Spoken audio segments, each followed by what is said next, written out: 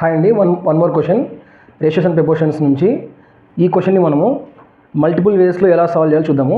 First చూడండి, the ratio between two numbers is 5:3 is 5:3. The first number is 85, then the second number is చూడండి 5:3 అంటే ఇది ఏ ఫామ్లో ఉన్నట్టు, సింప్లెస్ట్ ఫామ్లో ఉన్నట్టు. సో ఇది ఫస్ట్ నెంబర్, ఇది సెకండ్ నెంబర్.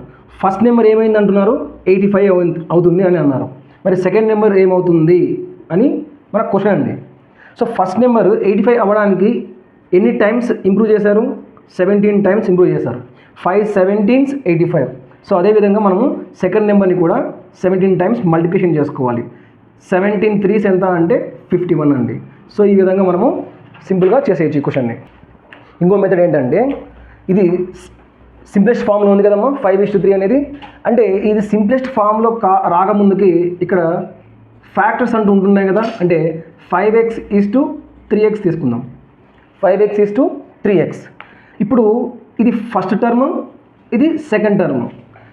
ఈ ఫస్ట్ టర్మ్లో 5x అంటే 5 × x = 3x అంటే 3 × x అవుతుంది. సో ఇక్కడ x అనేది కామన్ ఫ్యాక్టర్, అది క్యాన్సిలేషన్ అయిపోయిన తర్వాత మనకు 5:3 వస్తుంది. బట్ మనం ఏం చేస్తామంటే, ఇప్పుడు ఫస్ట్ నెంబర్ 5x కాబట్టి ఈ 5xకి 85ని ఈక్వల్ చేసుకుంటాం. 5x = 85. LHSలో ఉండే 5x ఏదైతే ఉందో దీని మీనింగ్ ఏంటంటే 5 × x అమ్మ. సో నెక్స్ట్ స్టెప్లో ఈ 5 LHS నుంచి ఇక్కడ ఇంటూ అవుతున్న 5 అవుతుంది కలితే డివిజన్ అవుతుంది. Then x = 85/5.